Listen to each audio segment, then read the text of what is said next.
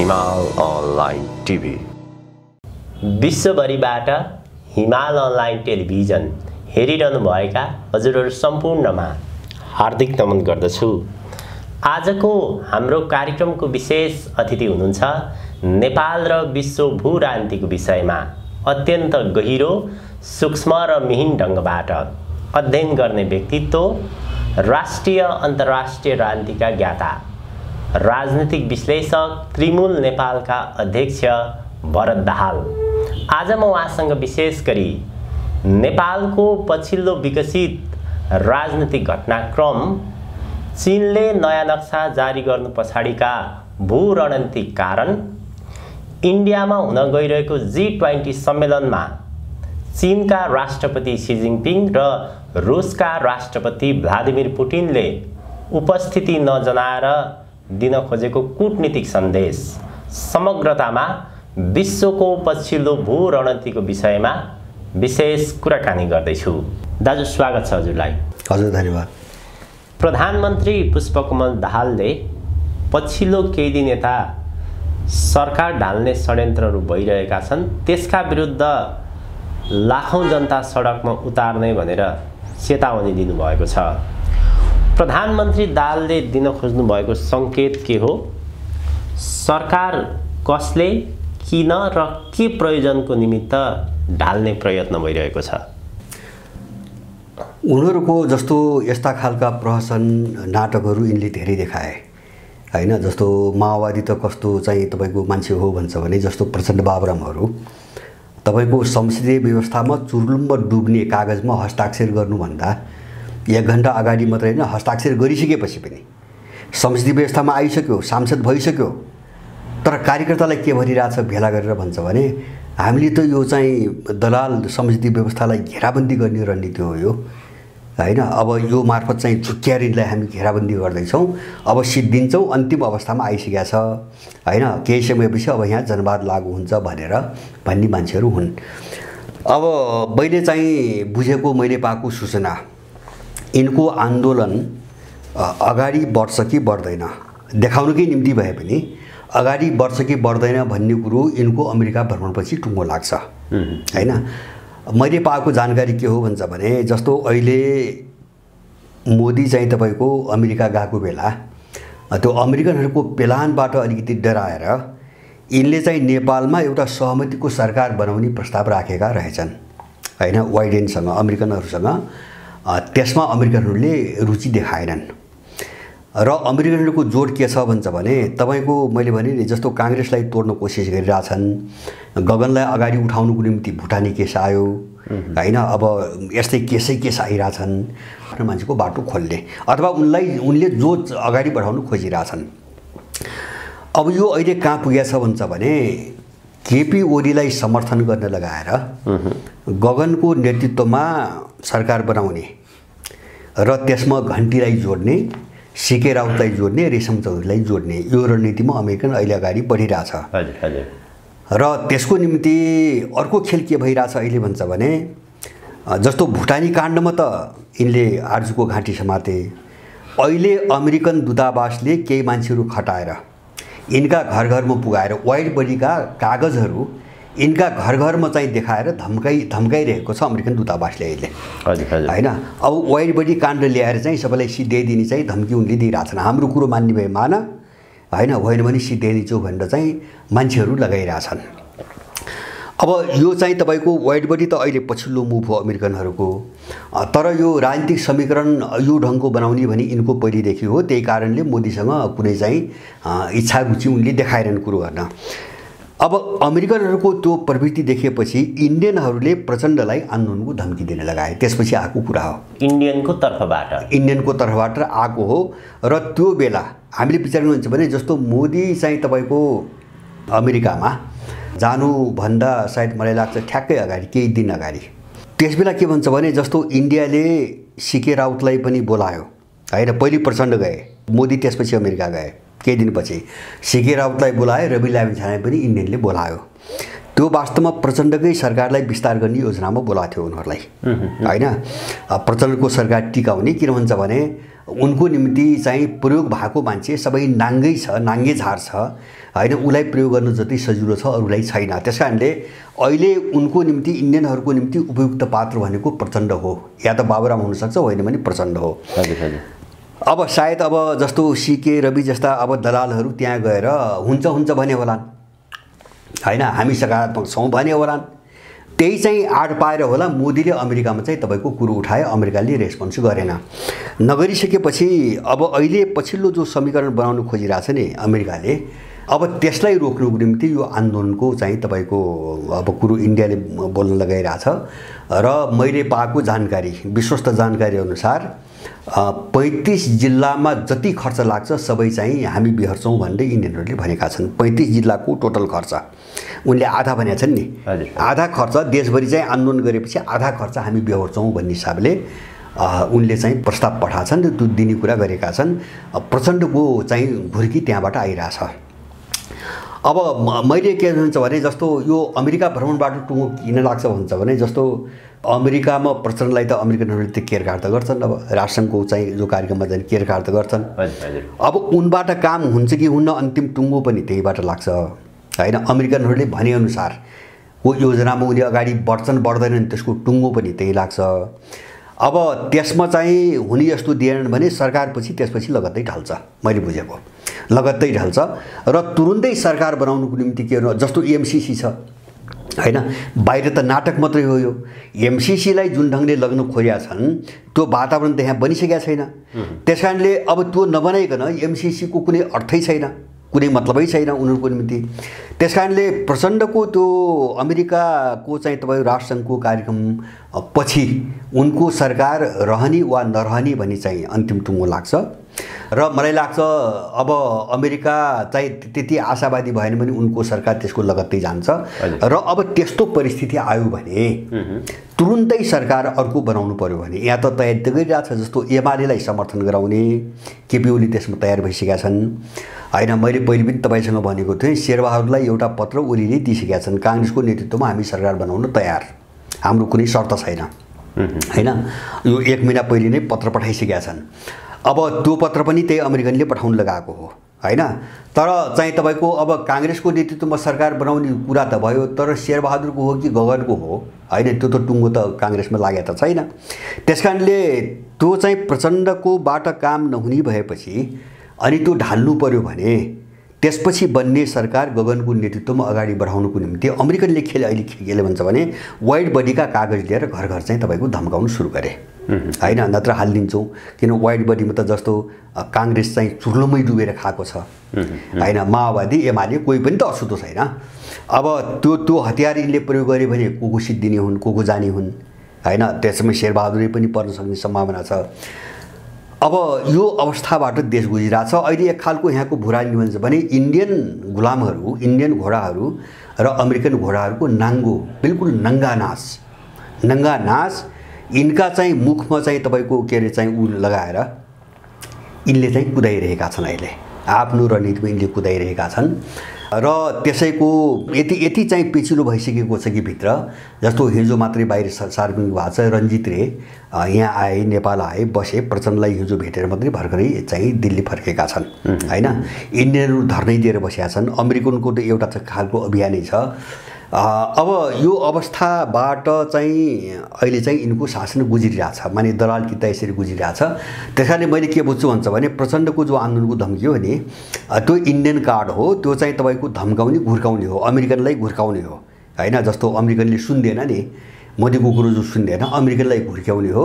अब यो घुर्कीले मलाई लाग्छ काम त गर्दैन, किन भन्छ भने प्रचण्डको औकात कहिले बुझिएको छैन, त्यो अमेरिकनले बुझिएको छैन कि होइन। उसले पनि त प्रयोग गर्दासम्म गर्यो, सक्ने कामसम्म प्रयोग गर्यो, अब नसक्ने अवस्थामा उसले फ्याँकिदिने हो होइन। उसको औकात त चाहिँ अब अमेरिकनले नबुझ्या होइन, उनको आन्दोलनमा आइदिनेको हो। हदै भए तराईतिर चाहिँ इन्डियनले मान्छे पठाइदिएला होइन, तराईका जिल्लामा इन्डियनले मान्छे पठाइदिएला, कुरो त्यति नै हो।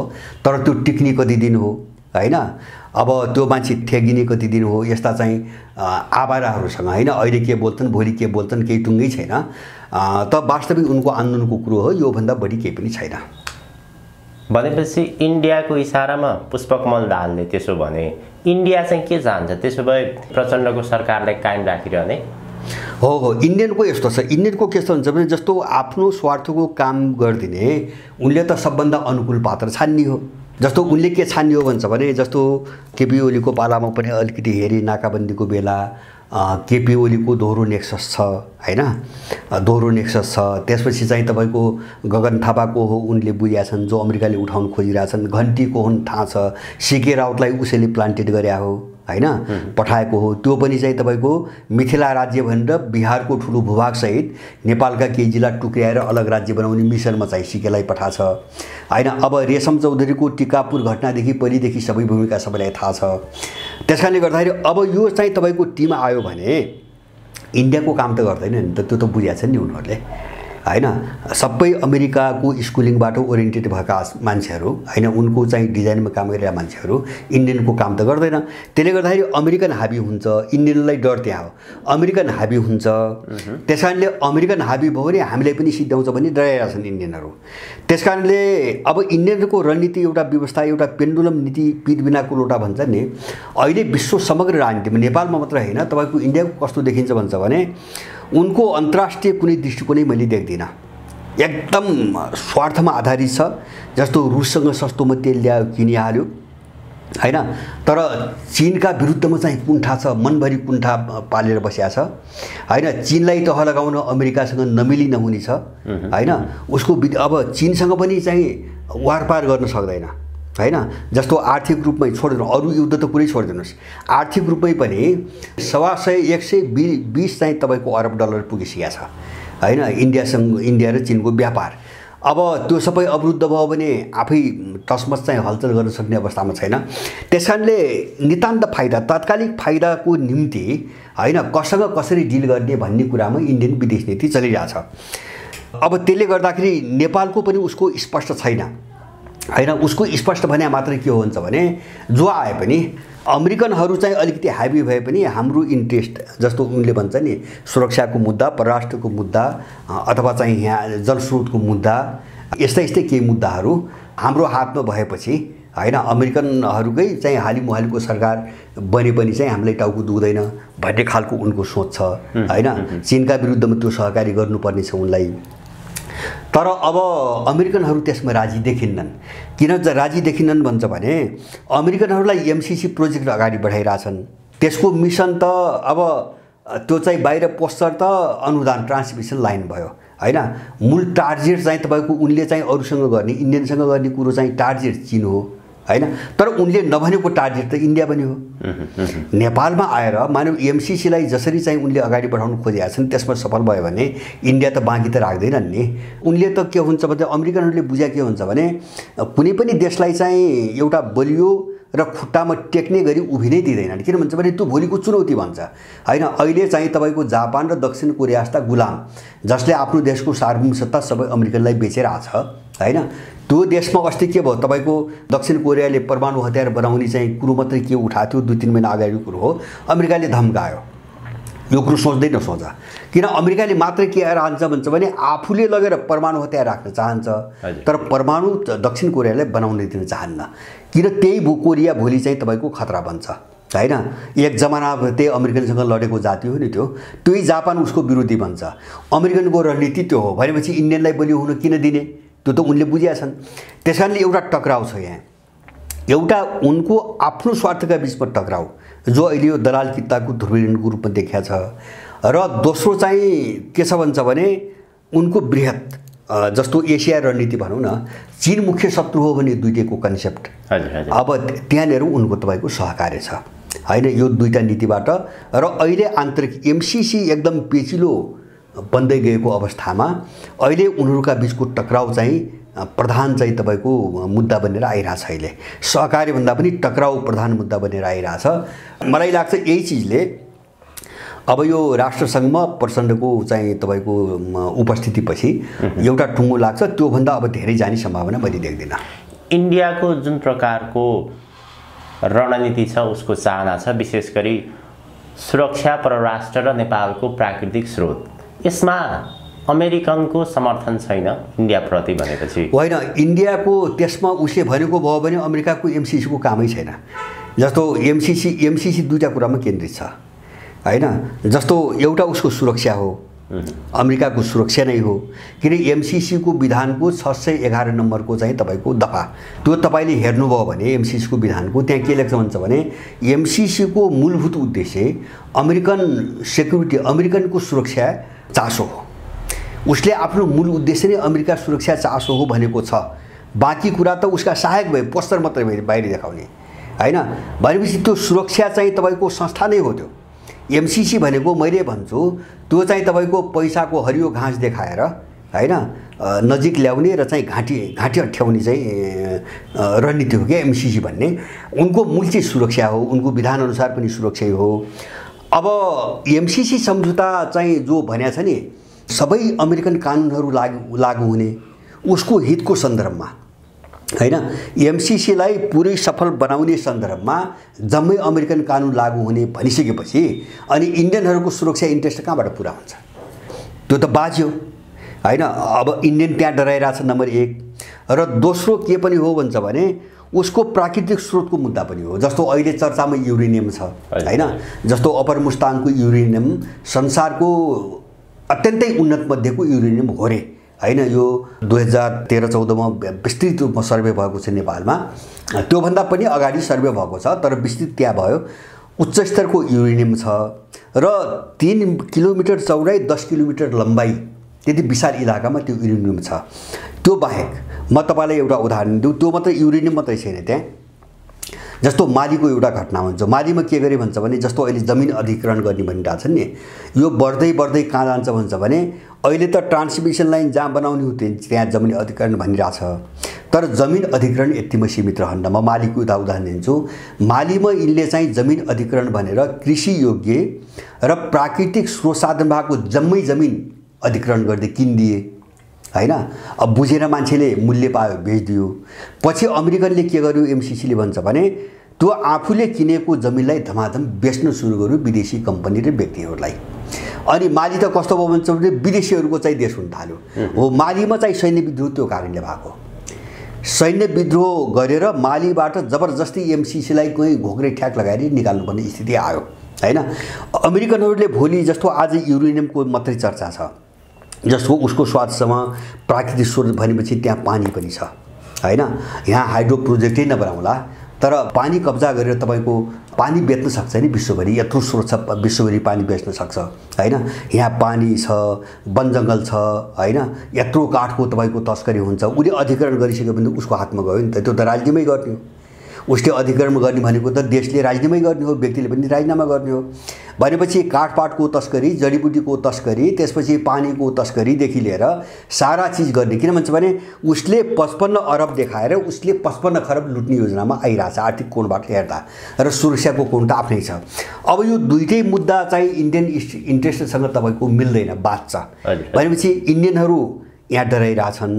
त्यसकारणले एमसिसीको विषयमा जस्तो सम्झौतामा जो छ नि इन्डियनहरूको अनुमोदन चाहिँ अनिवार्य छ भनेर भनेको छ एमसिसीमा। त्यो अनुमोदन उनीहरूले खुला रूपमा गरेको अहिलेसम्म थाहा पाइएको छैन होइन। किन सरकारले त अनुमोदन गर्नु पर्यो नि, त्यो बाहिर कहीँ थाहा पाइएको छैन। सायद अमेरिकनहरूले पेलिरहेछन् होइन। किन पुरै पश्चिमा गुलाम जस्तो छ, पेलिरहेछन्। अथवा चाहिँ ठिक छ गर हामी चाहिँ अहिले बोल्दैनौँ, विरोध पनि गर्दैनौँ भन्या होलान्। त्यही भरमा अमेरिकन पेल्दै आछन् र अब चाहिँ त्यहाँबाट छुट्टिने यो चाहिँ तपाईँको खतराबाट चाहिँ आफ्नो पोजिसन बनाएर बस्ने चिनिया रणनीति असफल हुन्छ होइन। इन्डिया त्यहाँ डराइरहेछ, कसको साथमा चीनसँग न्यु खोज्ने होइन। अब नगर्ने अमेरिकनले नै सिधाइदिने स्थिति आएको छ। जस्तो मणिपुर त देखिरहेछ नि, मणिपुर, मिजोरम, मेघालय, आसामतिर जे भइरहेछ नि। अब त्यो त पश्चिमाहरू त पसे अब होइन। क्रिस्चियनिटी एउटा धार्मिक भेदको नाममा त उनीहरू त पसे। यो चाहिँ विरोधाभास द्वन्द्वबाट यिनीहरू अहिले गुज्रिरहेका छन्। र नेपालमा तपाईँको इन्डियन त यति आतङ्कित भइसक्यो, अमेरिकन मात्रै होइन। जस्तो यो रसियन जो 14वटा चाहिँ प्रस्ताव आएको छ नि, यसलाई रोक्नमा इन्डियनको पनि हात छ, इन्डियनको पनि हात छ। अमेरिकनको मात्रै, अमेरिका त सिधै नै दबाब दिइरहेछ। त्यो इन्डियनको पनि किन हात छ भन्छ भने रुसी प्रस्ताव हाइड्रो केन्द्रित छ हाइड्रो केन्द्रित छ र चाहिँ जलविद्युतको ठुलो प्रोजेक्टको प्रस्ताव उसले ल्याएको छ जो इन्डियन इन्ट्रेस्टसँग मिल्दैन। अब इन्ट्रेस्टको चाहिँ तपाईँको इन्डियनको के हो भन्छ भने उसको चाहिँ तपाईँको यहाँ विद्युत केही पनि होइन, उसलाई पानी चाहिएको हो। उसले रिभर लिङ्किङ प्रोजेक्ट भनेर 30 वर्षको एउटा परियोजना सुरु गरेको छ होइन। इन्डियाको जो पश्चिम उत्तरको भूभाग हो नि त्यो अग्लो हुँदै गएको छ, पूर्वतिर होचो हुँदै गएको छ, पश्चिमतिर अग्लो छ, पश्चिमतिर पानी नै छैन। त्यसकारणले त्यो हाहाकार जस्तो बाहिर आएका तथ्याङ्क अनुसार 60 देखि 70 लाख हेक्टर जमिन पुरै सुक्खाग्रस्त पानीविहीन छ। त्यो कसरी सिँचाइ गर्ने, खानेपानीदेखि सिँचाइ लिएर कसरी गर्ने भन्ने इन्डियालाई टाउको दुखाइ छ। त्यही भएर उसले भुटान, नेपाल अथवा इन्डियामा जो हिमालयबाट आउँछन् नि पानीहरू सबै पानीलाई कब्जा गरेर होइन ठाउँ ठाउँमा ड्याम बनाएर जम्मा गरेर त्यो आवश्यकता पुरा गर्ने उसको 30 वर्षीय प्रोजेक्ट छ। त्यसकारणले इन्डियाले हाइड्रोमा अरूले हात हालेको चाहिँ इन्डियाले सहँदै सर्न, समस्या त्यो उसको। अब यो द्वन्द्व के हुन्छ भन्छ भने अझ त्यसमा थप अहिले के भयो भन्छ भने युक्रेन द्वन्द्वपछि जो आर्थिक सङ्कट बढ्यो नि, ऊर्जाको जो सङ्कट बढ्यो नि, त्यो ऊर्जाको सङ्कटले पानीलाई झनै ठुलो मुद्दा बनाइरहेछ होइन। जस्तो ग्यास बन्द भयो, पश्चिमी देशहरूमा ग्यास बन्द भयो। अब मलाई लाग्छ यी ओपेकका लगभग सबै तेल निर्यातक देशहरू ब्रिक्समा सामेल भए, साउदी, इरान, युएई, मिस्र, रुस। यति भएपछि ओपेकको 90% तेल यिनको कब्जामा गयो होइन। अब यहाँबाट भोलि भयावह सङ्कट आउँछ।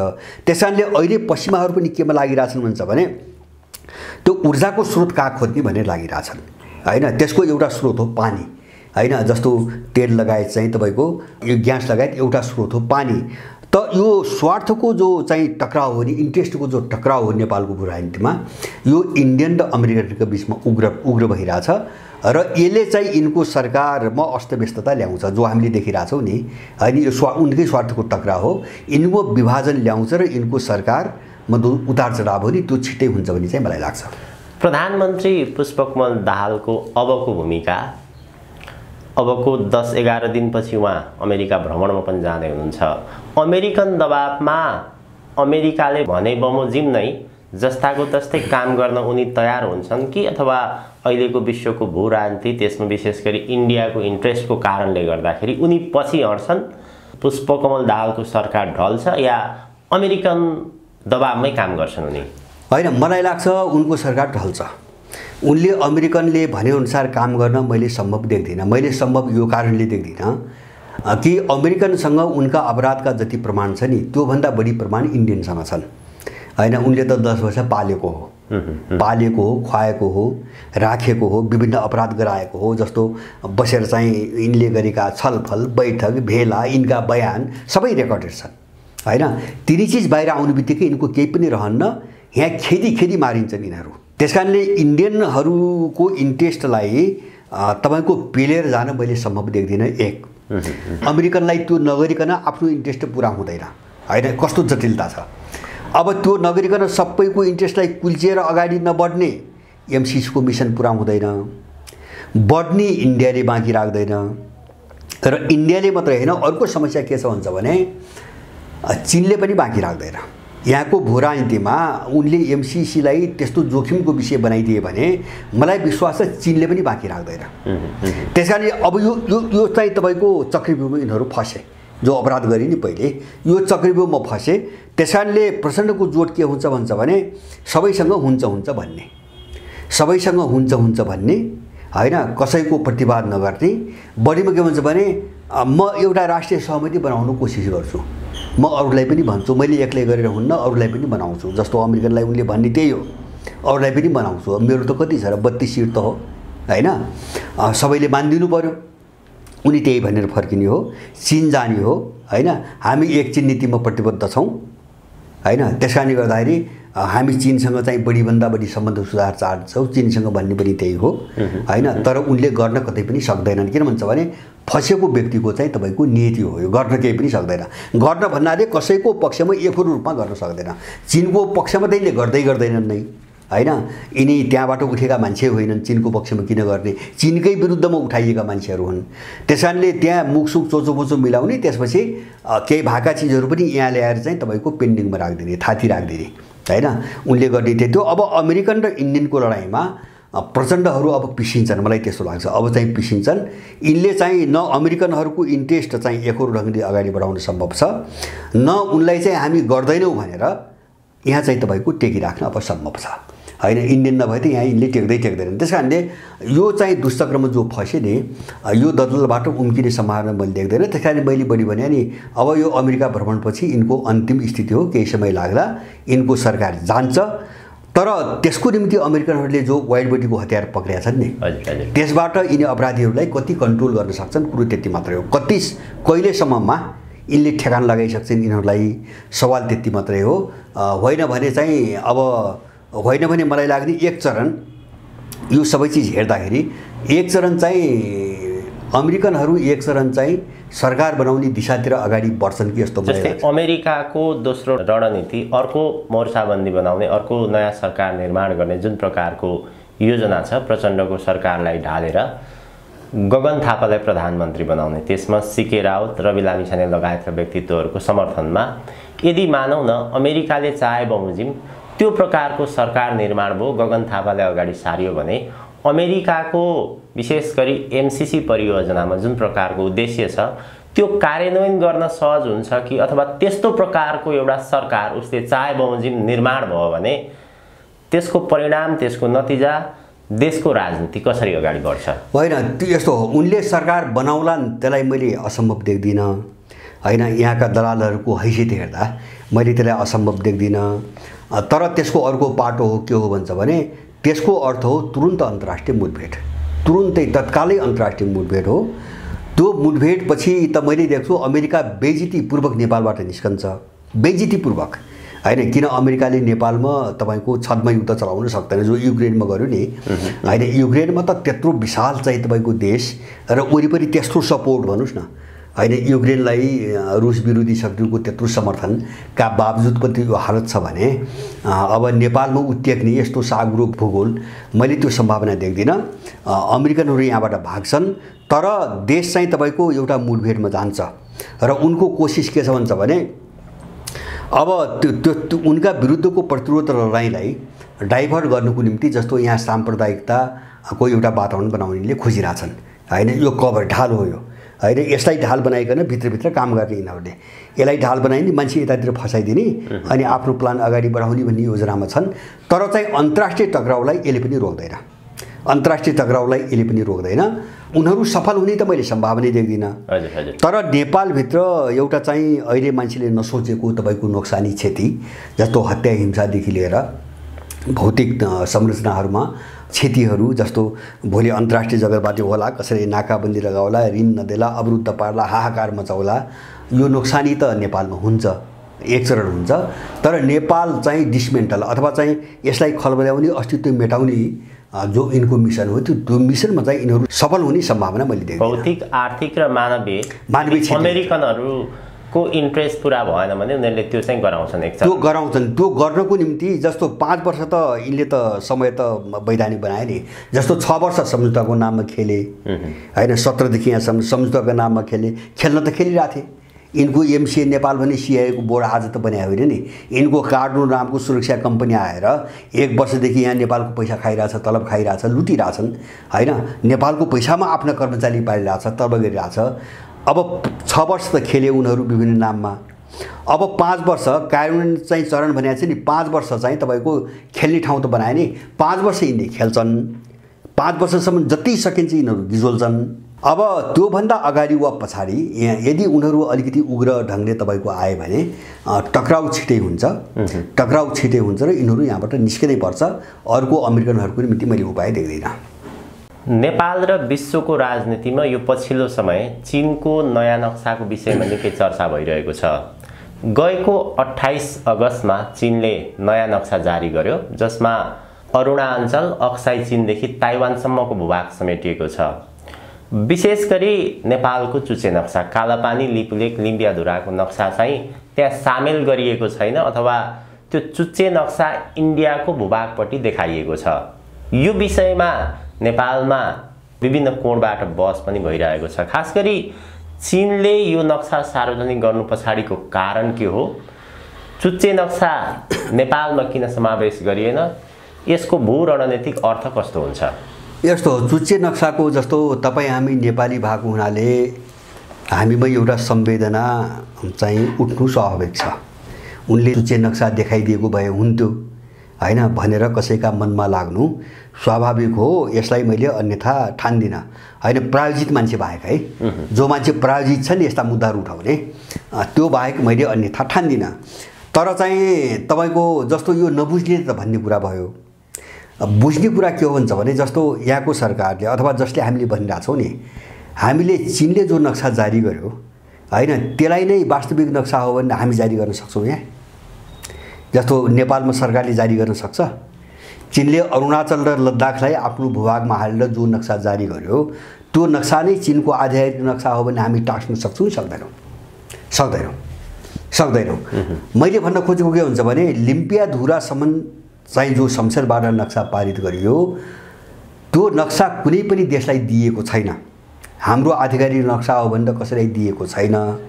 अनि अर्को देशले कूटनीतिक चाहिँ मान्यता नाघेर कसरी त्यो नक्सा प्रकाशित गरिदिन्छ अनाधिकारिक हैन। अब चीनको त त्यो हैसियत त हुँदैन। कूटनीतिक अथवा अन्तर्राष्ट्रिय कानुनको कोणबाट हेर्ने हो भने चीनले त त्यो अधिकार त पाउँदैन नि। हजुर।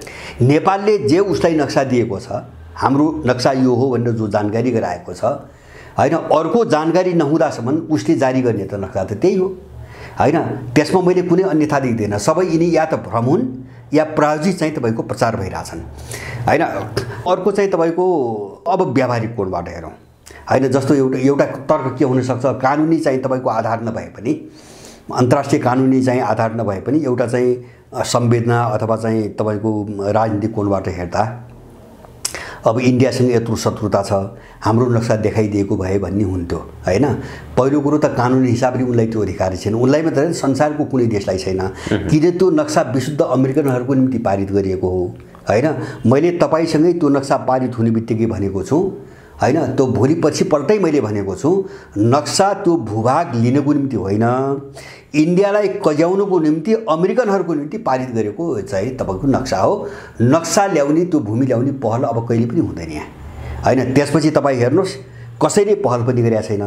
2 वर्ष भयो त्यो भूमि ल्याउने पहल नेपालबाट कसैले पनि गरेन। नम्बर 1, बरु त्यो नक्सा पुस्तकमा छाप्दै केपी ओलीले रोके, अर्थात् पुस्तकमै रोके, स्कुलको पुस्तकमै रोके। त्यो पारित मैले गराएको भन्ने केपी ओलीले हैन। त अब नक्सा पारित कसरी भएको थियो त्यहीबाट बुझिन्थ्यो। नेपालमा भएका सरिता गिरी बाहेक, सायद एउटा सरिता गिरी बाहेक सबैको सर्वसम्मति, अभूतपूर्व सहमति हो हैन। तपाईँ कसरी कल्पना गर्नुहुन्छ यस्ता देशद्रोहीहरू, त्यसमा पनि सबै पार्टीमा सारा विदेशी नागरिक छन् हैन, माथिल्लो तहमा विदेशी नागरिक छन्, तिनी चाहिँ लिम्पियाधुरासम्मको नक्सामा त्यो सहमतिमा तपाईँको आयो भने कसरी पत्याउनुहुन्छ तपाईँ? त्यसैले गर्दाखेरि त्यो के थियो भन्छ भने मैले उही बेला भनेको थिएँ, त्यो काश्मीरको जनमत सङ्ग्रह जस्तै हो हैन। जस्तो इन्डिया कथित रूपमा स्वतन्त्र भएपछि 1948 मा काश्मीर त जबरजस्ती इन्डियाले लुटेको हो। काश्मीर त इन्डियाको भाग त कहिले पनि होइन। अनि त्यसको विरोध भएपछि काश्मीरमा जनमत सङ्ग्रह गराउने र जनमत सङ्ग्रहमा त्यहाँको जनताले जे भन्छ त्यही अनुसार गर्ने भनेर 48 मा पारित भएको नारा। जुन बेलासम्म इन्डिया सोभियत सङ्घसँग चाहिँ निकट रह्यो त्यो बेलासम्म पश्चिमाहरूले काश्मीरमा जनमत सङ्ग्रह सधैँभरि उठाइरहे। अनि 1991 मा सोभियत सङ्घको विभाजन भएपछि जब इन्डिया अमेरिकन कित्तामा गयो त्यसपछि यिनको मुख बन्द भयो। काश्मीरको कुरै उठेन। अब काश्मीर जस्तै हैन, जसलाई अमेरिकनहरूलाई एजेन्डा अब कुन बेला चाहियो त भन्छ भने अब यो चाहिँ विश्व ध्रुवीकरणमा जो उसका शत्रुहरू उदाउँदै गए नि, जस्तो चीन रुस जो उदाउँदै गए नि, र यिनीसँगको इन्डियाको जो सम्बन्ध चाहिँ अगाडि बढ्दै गयो, चाहे व्यापारिकै होस्, जो सम्बन्ध र निर्भरता बढ्दै गयो, यसबाट इन्डियालाई कटाउन र ठ्याक्कै आफ्नो रणनीतिमा प्रयोग गर्न उसलाई तर्साउने हैन अर्को चाहिँ मुद्दा त चाहियो। त्यो हो लिम्पियाधुरा नक्सा एउटा।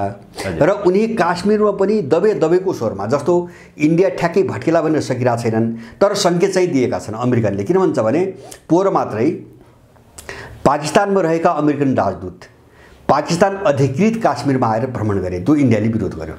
त्यो काश्मीर त हाम्रो हो भन्यो। अमेरिका किन आयो यहाँ, किन अमेरिकन राजदूत आयो भने विरोध गर्यो। किन त्यो अमेरिकन राजदूतको सङ्केत थियो, तैँले हामीले भने अनुसार काम गरिनस् भने हैन, हामीले पाकिस्तान नियन्त्रित काश्मीरलाई चाहिँ मान्यता दिन्छौँ र हामीले जन्मसङ्घको फेरि उठाउँछौँ, सङ्केत मात्रै थियो त्यो। त त्यसरी च्यापिरहेको छन् अमेरिकनहरू। त्यसैको एउटा हिस्सा थियो लिम्पियाधुरा नक्सा। त्यो कहिले पनि आउने त कुरै छोडिदिनुहोस्, बिना लडाइँ आउने त कुरै छोडिदिनुहोस्। यहाँ कसैले त्यो प्रयास कूटनीतिक वा राजनीतिक भनौँ न, त्यो पहल यहाँ कसैले गर्नेवालै छैन। किन भन्छ भने नेपालको निम्ति त्यो पारित भएको नक्सै होइन। हजुर हजुर। त्यस कारणले गर्दाखेरि अब यो चिजलाई सबैले बुझेको छ, सबैले बुझेको छ। चीनले नबुझ्ने कुरा त भएन नि, चीनले त नबुझ्ने कुरा भएन। अनि उसको अगाडि एउटा व्यावहारिक कोणबाट हेर्दा उसको अगाडि एकछिन मान्नुहोस् तपाईँ, हामीले कल्पनाहरू इन्डियासँग न्युै खोज्नुको निम्ति जब अरुणाचल र लद्दाखलाई आफ्नो भागमा हालिसकेपछि नेपालको भागमा हाल्दिए भए के बिग्रिन्थ्यो, न्युै खोज्नुको निम्ति पनि हाल्दिए भए के बिग्रिन्थ्यो हैन। एउटा व्यावहारिक ठाउँबाट त्यो कोणबाट पनि कुरा उठाउन सकिन्छ हैन। मलाई लाग्छ स्वाभाविक हो, यस्तो दुश्मनीपूर्ण सम्बन्धमा त्यो पनि स्वाभाविकै हुन्छ मलाई लाग्छ। तर चीनले किन गर्ने हैन? किन चीनले के बुझ्या छ भन्छ भने नेपालको अहिलेको दलाल राज्य प्रणाली चाहिँ इन्डो पेसिफिकको अङ्ग हो, इन्डो पेसिफिकको अङ्ग हो नम्बर 1। एमसिसी ल्याएको छ नम्बर 2। युक्रेन द्वन्द्वमा नेटोको पक्षमा चाहिँ पटक पटक उभिएको छ, नेटोको चाहिँ पक्षमा उठिरहेको छ, रुसको विरुद्धमा बकवास गरिरहेको छ हैन। मान्छे त उनीकै हुन् नि, यो त संसारले बुझ्या छ नि। अनि यिनी रहेसम्म हैन उनीहरूले अर्को भूमिका खेल्ने कसरी, यिनी रहेसम्म भन्छु मैले हैन। जस्तो भोलि राम्रो मान्छे गयो भने यो पहल गर्न सक्छ, जस्तो ग्रेटर नेपालमै बनाउन सक्छ, विशाल नक्सामै चाहिँ चीनलाई बनाउन सकिन्छ हैन, अथवा लिम्पियाधुरामै बनाउन सकिन्छ, अर्को एग्रिमेन्ट गर्न सकिन्छ हैन। किन एउटा त चिज के भन्छ भने 2018 सालमा भएको सम्झौता हो, चीनसँग बोर्डर सम्झौता भएको छ, सम्झौतामा लिम्पियाधुरासम्म हाम्रै जमिन छ। पछि यिनले नक्सा दिँदाखेरि अर्को दिए हैन, अर्को दिए। यिनी त कस्ता दलाल हुन्, जस्तो त्यो चिनियाले बुझ्दैन, यिनी कस्ता दलाल हुन् भन्छ भने अमेरिकनहरूले नभनेको भए यिनले लिम्पियाधुरासम्मको भाग त छोडेको हो नि हैन। किन भन्छ भने यिनले त लिपुलेखलाई त्रिदेशीय बिन्दु भनिरहेको थिए हैन। जस्तो चीनले जो सम्झौता गर्यो नि त्यो बेला पनि यो त्रिदेशीय बिन्दु हो हैन। चीनले मात्रै मिल्दैन, हामी पनि हाजिर हुनुपर्छ त्यहाँ भन्ने भने नि। अनि त्रिदेशीय बिन्दु भने के भने लिपुलेख पास हुने जो सडक छ हैन, लिपुलेख त्योभन्दा उताको पश्चिमतिरको इन्डिया हो भने होइन, त्यो यिनले त छोडि नै सक्या हो। लिपुलेखलाई चाहिँ तपाईँको सिमाना मानेपछि र त्यसलाई त्रिदेशीय अन्तिम बिन्दुलाई त्रिदेशीय बिन्दु भनिसकेपछि पश्चिमको भाग त यिनले छोड्या हो, सधैँभरि छोडेको। अनि यिनले छोडेको पनि चीनले बुझ्या छ, किन त्यो त्रिदेशीय बिन्दु भन्दै आएका छन्। अब नयाँ नक्सा पनि दिएको छैन, चीनले जारी गर्ने कसरी, र सत्ता पनि चाहिँ यही इन्डियन वा चाहिँ अमेरिकनहरूको हो हैन। उनकै दलाल हुन्, उनकै मान्छे हुन्, उनले उठाएका अपराधीहरू हुन् हैन। भनेपछि यस्तो चिजमा कोही पनि मुछिँदैन, किन सबैको आफ्नो हिसाब किताब हुन्छ, सबैले चाहिँ लेखाजोखा गरेका हुन्छन्। यस्ता चिजलाई कतिपय मान्छेहरूले जानी बुझिकन उछालिरहेछन्, ल जानकारी गराउन्, त्यसपछि भन्ने हो चीनलाई। जस्तो परराष्ट्र मन्त्री बोले नि, अहिलेसम्म चाहिँ कुनै पनि चाहिँ अन्तर्राष्ट्रिय देशलाई बुझाएको चाहिँ तपाईँको रेकर्ड रहन्छ, बुझाएको रहन्छ भन्ने बोले, रेकर्ड पाइएन भनेर। रेकर्ड पाइएन, बुझाउन् त पहिले। लिम्पियाधुरासम्मको नक्सा चीनलाई देऊन्, अमेरिकालाई दिउन्, युरोपलाई दिउन्, विश्वलाई देऊन्, अनि त्यसपछि हो यो छलफलको बहस। चुच्चे नक्सा संसदबाट पास भइसकेपछि तत्कालीन ओली सरकारले यो नक्सा चाहिँ अन्तर्राष्ट्रिय रूपमा किन अगाडि बढाइएन होला, चीनलाई किन जानकारी दिएन, त्यो नक्सा किन बुझाइएन भारतलाई, अथवा के थियो यसको कारण? उनीहरूले एउटा भ्रमित राष्ट्रवाद मात्र थियो कि के थियो यो? होइन, भ्रमित होइन, त्यो सिआइए राष्ट्रवाद हो। त्यो त अमेरिकनहरूलाई पारित गरेको एजेन्डा हो, अरूलाई जानकारी किन दिने त? जस्तो एजेन्डै अमेरिकनहरूको निम्ति पारित गरेको हो, त्यो नक्सै अमेरिकनहरूको निम्ति पारित गरेको हो भने त्यो चीनलाई, रुसलाई, अर्कालाई जानकारी गराउने त मतलबै भएन नि, त्यो यिनको सरकारको विषय नै भएन नि। त्यस कारणले गर्दाखेरि उनले किन जानकारी गराएनन् मलाई लाग्छ यो प्रश्नै होइन हैन। किन त्यो मैले अघि नै भने त्यो फिर्तालिने हिसाबले त्यो पारित गरेको भए जानकारी गराउने पहल गराउने कुरो आउँछ। जब त्यो होइन भनेपछि जानकारी किन गराउने, उनीहरूले किन गराउने? अब पनि गराउँदैनन्, तपाईँको हिजो मात्रै होइन अब पनि गराउँदैनन्। त्यस कारणले गर्दाखेरि त्यो त बिचबिचमा अमेरिकाले न्याक्छ, इन्डियालाई यही मुद्दा उठाउँछ, न्याक्छ, मलाई लाग्छ फेरि उठाउन लगाउन सक्छ है। हजुर हजुर। जस्तो अहिले चाहिँ मैले भने नि, जस्तो वाइड बडीको चाहिँ तपाईँको फाइल घर घरमा लगिरहेछ नि यसले धम्काउन हैन। जस्तो उसलाई पनि त अप्ठ्यारो, एकदम अप्ठ्यारो परिरहेछ अमेरिकनहरूलाई विश्वको राजनीतिमा। अब यो बेला फेरि लिम्पियाधुरा यहाँ धेरै बाटो त्यो आउन सक्छ, तर भूमि ल्याउने हिसाबले होइन होइन इन्डिया विरुद्ध होहल्ला गर्ने, इन्डियालाई अलिकति तर्साउने होइन, किन इन्डिया पनि त एउटा दुष्ट देश हो होइन।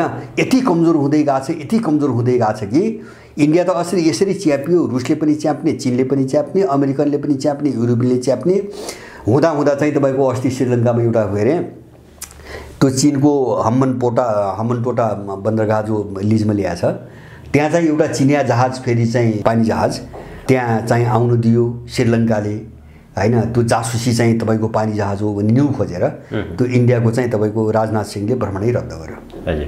भ्रमणै रद्द। इन्डिया त त्यस्तो दुष्ट र निज न छ होइन। तपाईँ हामी कुनै पनि देशले अर्को देशसँग सम्बन्धै राख्न नपाउने, कसैसँग सम्झौता गर्न पनि नहुने, कसैका जहाज आउनु पनि नहुने होइन, कसैका चाहिँ तपाईँको एउटा ऊ पनि हुन नहुने। अब इन्डियन त्यस्तो भएको हुनाले जस्तो अहिले सबैले च्यापिरहेछन्, इन्डियाको त्यो समस्या छ क्या। जस्तो अमेरिकनहरू मलाई लाग्छ यही चिजलाई प्रोत्साहन दिन अहिले भर्खरै 2टा घटना भएका छन् भर्खरै। यो पश्चिमा रणनीति समग्र मैले भन्छु, पश्चिमा भन्नाले विशेष गरिकन अहिले हामीले एङ्ग्लो सेक्सन ग्रुप बुझ्नुपर्छ। एङ्ग्लो सेक्सन जो समूहका देशहरू छन् नि मेजोरिटी भएका, जस्तो क्यानाडा भयो, बेलायत भयो, अमेरिका भयो, अस्ट्रेलिया र चाहिँ न्युजिल्यान्ड होइन। अस्ट्रेलिया न्युजिल्यान्ड त अन्तर्राष्ट्रिय राजनीति त्यति सक्रिय छैनन्। जस्तो अहिले क्यानाडा र बेलायतले भर्खरै यो 1-2 दिनभित्र के गर्यो भन्छ भने इन्डियासँग जो फ्री ट्रेड व्यापार, खुला व्यापारको सम्झौता इन्डियाले प्रस्ताव गरिरहेको थियो नि, त्यो दुबईले रद्द गर्थे, हामी गर्दैनौँ भन्थे होइन। बेलायतले पनि हामी गर्दैनौँ भन्थ्यो, इन्डियासँग खुला ट्रेडको सम्झौता हामी गर्दैनौँ भन्थ्यो, क्यानाडाले पनि गर्दैनौँ भन्थ्यो होइन। इन्डियालाई कसिरहेछन् उनीहरू होइन, उत्तर पूर्वी इन्डियामा फसाइरहेछन्, इन्गेज गरिरहेछन्, यहाँ चाहिँ व्यापारिक उसमा चाहिँ तपाईँको दबाब दिइरहेछन्। अब यो सबै कहाँ जोडिन्छ भन्छ भने एसिया, दक्षिण एसियाको वरिपरि इन्डियनहरूको भूमिका जो उनले खोजिरहेछन् नि, त्यो अनुसार नपाइसकेपछि उनलाई च्याप्दै गइरहेका छन् र अर्कोतिरबाट बेसरी पनि च्यापिएको छ। जस्तो रुस र चीनबाट पनि नराम्रोसँग च्यापिदिएछ, इन्डिया नराम्रोसँग दलदलमा फसिरहेछ र यो टक्राउ चाहिँ बढ्छ, केही समय चाहिँ बढ्छ अगाडि। अब यसमा चीनको उद्देश्य चाहिँ नयाँ नक्सा जारी गर्नु, चीनको उद्देश्य इन्डिया र चीनको विवादित क्षेत्रहरू अरुणाञ्चल, लद्दाख जुन भूभाग चाहिँ उसले आफ्नो नक्सामा सामेल गर्यो, यो नक्सा सार्वजनिक गर्नु पछाडिको चीनको उद्देश्य र रणनीतिक कारणहरू चाहिँ के देखिन्छ? अब यस्तो छ, एकदम ठिक भन्नुभयो। जस्तो यो नक्सा कुन बेला जारी भएको छ भन्छ भने G20 को बैठक हुँदैछ 4 दिनपछि इन्डियामा, हजुर 9 र 10 सेप्टेम्बरमा G20 को बैठक हुँदैछ। त्यो बैठकमा पुतिन पनि नजानी भए, सी जिनपिङ पनि नजानी भए। हिजो मात्रै यिनको परराष्ट्र मन्त्रालयको आधिकारिक वक्तव्य आएको छ चीनको र उनको प्रधानमन्त्रीले प्रतिनिधित्व गर्ने भए र त्यसका पछाडि अरू धेरै कारण छ। म चाहिँ तपाईँको जस्तो इन्डियाको नक्सासँग पछि जोड्छु। जस्तो G20 को बैठकमा के छ भन्छ भने एउटा त पश्चिमाहरूसँग विवाद थियो के मुद्दामा, जस्तो चाहिँ G20 भित्र कसले कति त्यो लगानी सेयर गर्ने होइन, त्यहाँ चाहिँ हिस्सेदारी हुन्छ नि, हिस्सेदारी दिएर जस्तो यो पर्यावरण समस्या लगायतका मुद्दाहरूमा चाहिँ विवाद थियो, मिलिरहेको थिएन होइन। खैर यो विवादकै कारणले उनको भ्रमण रोक्यो मलाई त्यस्तो लाग्दैन। विवाद त पहिले पनि थियो होइन, अब पछि पनि रहला मलाई त्यस्तो लाग्दैन, तर एउटा कारण विवाद थियो। दोस्रो चाहिँ जस्तो उनीहरूले पश्चिमाहरूले हरेक अन्तर्राष्ट्रिय मञ्चलाई रुस विरोधी मञ्चमा परिणत गर्न खोजेका छन् र सबै आर्थिक मञ्चहरू राजनीतिक मञ्चमा परिणत भइसकेका छन् र असफल हुँदै सकिँदै पनि गएका छन्। अब विघटनको बाटोमा पनि गएका छन्। अब G20 को बैठकमा पनि यिनले चाहिँ जापानमा बसेको बैठकमा पनि त्यही गरे, यहाँ पनि त्यही छ। त्यसकारणले त्यो एउटा पोलिटिकल तपाईँको फोरम बन्दैछ होइन, पोलिटिकल फोरम बन्दैछ र त्योभन्दा पनि महत्त्वपूर्ण तपाईँले अहिले ल्याउनु भयो नि, अहिले नक्सा जारी गर्यो। त्यो नक्सा के हो भन्छ भने एउटा G20 लाई नै चुनौती हो, एउटा समग्र मैले भन्छु नि। जस्तो युक्रेनलाई सबै एजेन्डा जो बनाइरहेछन् नि त्यसको भविष्यमाथि चाहिँ तपाईँको चुनौती हो, किन चीन भएन भने त्यो G20 को बैठकको कुनै अर्थ छैन, त्यहाँ कसैले लगानी गर्नेवाला छैन। अमेरिकन G7 वाला यिनी पश्चिमा साम्राज्यवादीहरूले B3W भनेर होइन, चीनको रिसमा BRI को रिसमा होइन B3W भनेर खरबौं पैसा जम्मा गरेर यिनी चाहिँ G7 का देशहरूले इन्फ्रास्ट्रक्चर विकास विश्वभरि एउटा जालो बिछाउने भन्ने निर्णय त पोरै गरे हुन्। कहीँ एक सुगा कसैले दिँदैन, कहाँ छ र पैसा? अमेरिकन ऋणबाट चलेको छ, युरोपियनहरूको ढाड पाचिसकेको छ, कहाँबाट आउनु पैसा? BW3 जो स्पेसल उनको चाहिँ तपाईँको प्लेटफर्म हो, त्यो त चाहिँ त्यो कागजी निर्णयभन्दा एक कदम अगाडि बढ्न सकेन। अनि यिनी दुनियाँदारी देश भएको G20 मा उनले पैसा किन लगानी गर्ने? कहाँबाट गर्छ र? पैसै छैन, कहाँबाट लगानी गर्ने? त्यसकारणले गर्दाखेरि एउटा G20लाई जो प्लेटफर्म त्यो पनि स्पेसल्ली चीन र रुसको विरुद्धमा बनाउन खोजिरहेछन्, त्यसलाई एउटा चेतावनी हो, एउटा सङ्केत। अर्को नक्साको त्योभन्दा महत्त्वपूर्ण पाटो के भन्छ भने जस्तो G20 को बैठकमा नजाने निष्कर्ष निकालेर चीनले नक्सा ल्याछ, हामीले यो बुझौँ हैन। त्यो इन्डियालाई ठुलो चेतावनी हो। एउटा त्यो बैठकमा नजाने, दोस्रो नक्सा जारी गर्ने पूर्व सन्ध्यामा ठुलो चेतावनी हो। अब यो कहाँबाट आइरहेछ भन्छ भने मलाई विश्वास के छ भन्छ भने रुस र चीनको निष्कर्ष इन्डिया तपाईको अमेरिकनको टट्टुगिरी भन्दा चाहिँ बाहिर इन्डिया जान सक्दैन हैन, अथवा एङ्ग्लो अमेरिकन भनौँ न, एङ्ग्लो अमेरिकन चाहिँ तपाईको उपनिवेशका रूपमा जो छ नि योबाट बाहिर जान सक्दैन र अन्ततोगत्वा इन्डिया उनीसँग नै रहन्छ। यो निष्कर्षमा उनीहरू छन्। मैले धेरै घटनाहरूबाट बुझ्छु। जस्तो मैले भने पाकिस्तानले के अरे चाहिँ इन्डियालाई पोहोरदेखि यो आधा मूल्यमा जो तेल दिँदै आएको थियो नि, ग्यास तेल होइन, त्यो कटौती गर्यो रुसले भर्खरै र 4% सहुलियतमा झार दियो होइन। इन्डिया बौलाइरहेछ त्यहाँ। अहिले त त्यही चाहिँ रिफाइन गरेर युरोपभरि बेचेर कमाइरहेको थियो पैसा। रुसले चाहिँ ब्लक गर्यो, 4%मा झार्यो नम्बर 1। नम्बर 2 चाहिँ केही समय अगाडि पाकिस्तानसँग चाहिँ तपाईको त्यो ग्यास र तेलको चाहिँ एउटा थाई पर्मानेन्ट पाइपलाइन बनाउने र तेल रिफाइन गर्ने प्लान्टहरू पनि पाकिस्तानमा जडान गर्ने एउटा सम्झौता गर्यो। नम्बर 2 किन इन्डियाको विकल्प खोजिरहेछन् त्यहाँ हैन। इन्डियामा जो सप्लाई भइरहेछ नि त्यसको विकल्पमा अर्को बजार उनले खोज्न सुरु गरेका छन्। नम्बर 2। दोस्रो इन्डियाको चरित्र चाहिँ अस्ति एससीओको बैठकमा देखियो हैन। जस्तो साङ्घाई कोअपरेसन अर्गनाइजेसनको बैठकमा एउटा डेभलपमेन्ट स्ट्र्याटेजी भनेर विकासको रणनीति भन्ने एउटा प्रस्ताव चाहिँ तपाईको आएको थियो। त्यो प्रस्ताव चाहिँ ताजिकिस्तानको चाहिँ 6 महिना अगाडिको बैठकमा इन्डियन एक्सपर्टहरू कर्मचारी तहमा बनेको त्यो प्रस्ताव हो। त्यसमा इन्डियन एक्सपर्टहरू पनि सहमति गरेको प्रस्ताव हो। तर एससीओको बैठकमा इन्डियाले त्यसमा हस्ताक्षर गर्न मानेन र के भन्यो भन्छ भने त्यसमा चीन गनायो भन्यो हैन। त्यहाँ भाषामा चाहिँ चिनिया चाहिँ गन्ध आयो रे। अब त्यो उसलाई कहाँ गनायो त्यो उसैले जान्ने कुरा हो। त्यहाँ सही गरेन र इन्डिया बाहेकका अरू देशहरूले अगाडि बढाउने भनेर सहमति गरेर अगाडि बढाए। इन्डिया त्यहाँबाट कट्यो। अब ब्रिक्समा आउनुहोस्। ब्रिक्समा आउँदाखेरि अहिले ब्रिक्सको मुद्रा जारी गर्ने जो अहिले भएन नि यो अटाउने इन्डिया हो हैन। इन्डियालाई डर के छ भन्छ भने त्यो ब्रिक्सको मुद्रा भने त्यो चिनिया मुद्रा हो, उसको दिमागमा त्यही छ। जबकि रसियनहरूले इन्डियन त्यही तर्सेला भनेर त्यो ब्रिक्सको बैठकभन्दा 1 महिना अगाडि पुटिनले आफै भनेका छन् ब्रिक्सको मुद्रा भनेको अब युवान पनि हुँदैन, रुबल पनि हुँदैन, उनले प्रश्न भनेका छन्। तर इन्डियनहरूलाई चित्त बुझ्दैन हैन। त्यो ब्रिक्सको मुद्रा भने चिनिया युवान हो। चिनिया युवान अन्तर्राष्ट्रिय मुद्रा भयो भने हामी सकियौँ हैन। उसले त्यो मुद्रा रोक्ने हैन। तर उनले जारी नै गर्छन्। अब मलाई अर्को सब्मिट पनि पर्खदैनन्, बिचमै जारी गर्छन्। र अर्को उसले अवरोध कहाँ पार्यो, ब्रिक्सको संस्था विस्तार गर्नेमा अहिले ठुलो अवरोध पार्यो। इन्डिया अनुस्कुत थियो, विभिन्न बहाना बनायो। जस्तो क्राइटेरिया मापदण्ड अब सबैलाई भेरिफाई गर्ने, राम्रोसँग छलफल गर्ने, होमवर्क गर्ने बिना बनायो। त्यही भएर अहिले ब्रिक्सका पहिलेका 5 सदस्यमध्ये 4 देशले प्रस्ताव राखे, निषिद्ध देशले कसैको प्रस्ताव नराख्ने इन्डियन हो हैन। जस्तो रुसले इजिप्टको प्रस्ताव राख्यो, दक्षिण अफ्रिकाले सोमालियाको प्रस्ताव राख्यो, जस्तो चीनले साउदी इरान र चाहिँ तपाईको युएई को प्रस्ताव राख्यो, ब्राजिलले अर्जेन्टिनाको प्रस्ताव राख्यो, इन्डियाले कसैको पनि राखेन। त्यो बढ्दै बढ्दै कहाँ गयो भन्छ भने त्यो बैठकभन्दा अगाडि इन्डियनको मेन्टालिटी कस्तो थियो भन्छ भने अब यो सत्य हो, इन्डियन मिडियामा भरमार आएको छ, पश्चिमी मिडियामा पनि भरमार आएको छ। तर आधिकारिक रूपमा कुनै पनि देशले यस्तो समाचार भन्ने कुरा पनि भनेन। मोदी दक्षिण अफ्रिका गएको बेला सी जिनपिङलाई राजकीय सम्मान दियो हैन। तपाईको राष्ट्रपति आफै लिन आयो भनेर मलाई पनि त्यही गर्नुपर्छ भनेर यो मान्छे जहाजैबाट ओर्लेन हैन। मलाई चाहिँ अब मेरै स्तरको सम्मान दिने भइदेऊ, होइन भने म जहाजबाट ओर्लिन्न, यहीँबाट फर्किन्छु भनेपछि लाजले राष्ट्रपतिले चाहिँ उपराष्ट्रपतिलाई पठाएको समाचार आएको छ र त्यो हो हैन। तर उनीहरू इन्डियनहरूको दिमाग कस्तो छ, ऊ के बुझ्दैन भन्छ भने सी जिनपिङको भ्रमण त राजकीय भ्रमण हो। त्यो ब्रिक्सको बैठकमा मात्रै गएन, उनी 3 दिन अगाडि गएका छन्। राजकीय भ्रमण हो, त्यो निम्ता दिएको हो। त्यसकारण उनलाई चाहिँ राष्ट्रपति लिन गएको हो, 21 तोपको सलामी दिएको। अब मोदीलाई त्यही दिनुपर्छ भन्छौ हैन। इन्डियन हालत त्यसकारणले गर्दाखेरि यो सबै हेरिरहेको छ दुनियाँले। यो सबै हेर्या हुनाले अहिले ब्रिक्समा 2टा देशको अनुपस्थिति, जस्तो पुटिनको त दक्षिण अफ्रिका जस्तो वारन्टको समस्या होइन नि। दक्षिण अफ्रिका त आइसिसी को सदस्य हो, इन्डिया त होइन।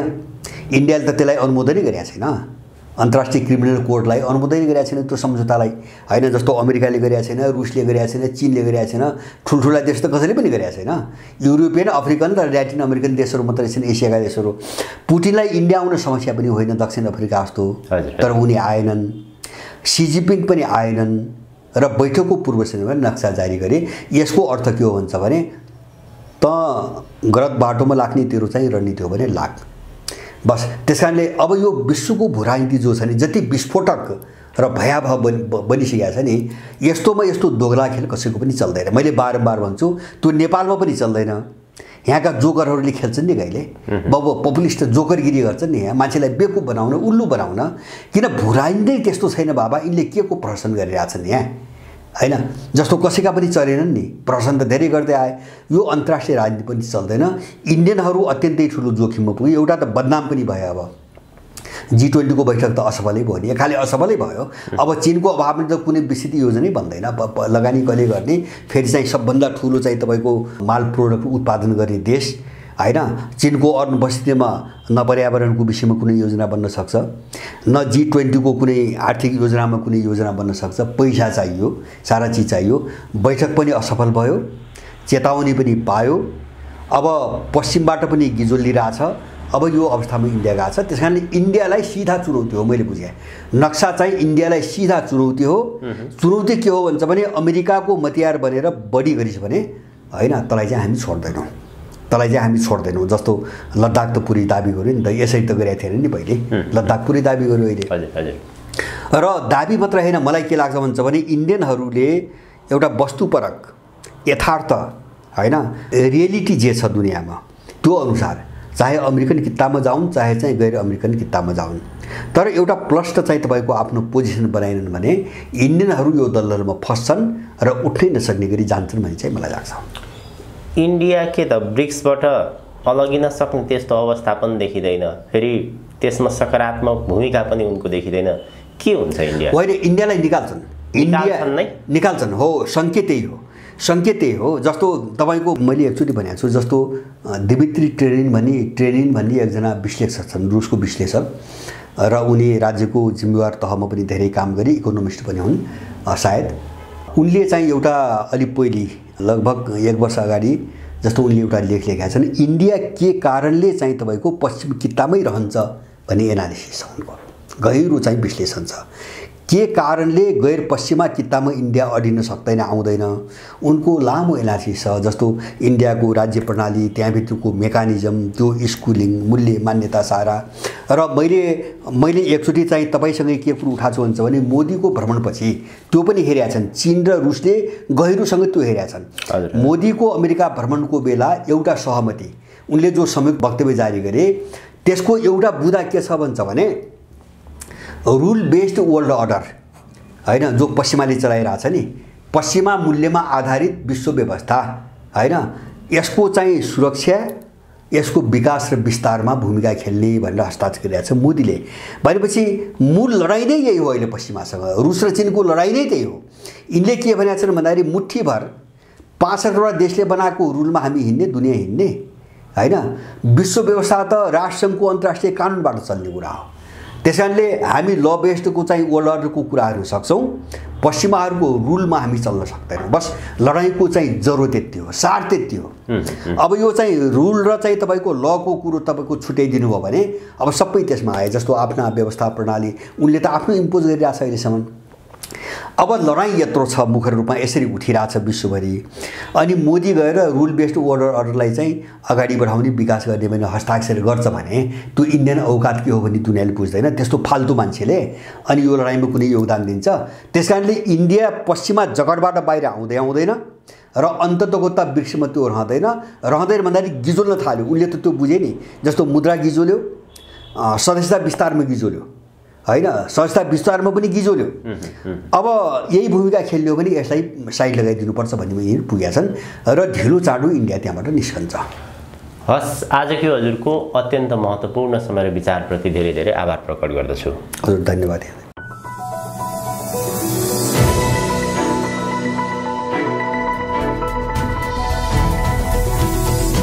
हिमाल अनलाइन टिभी।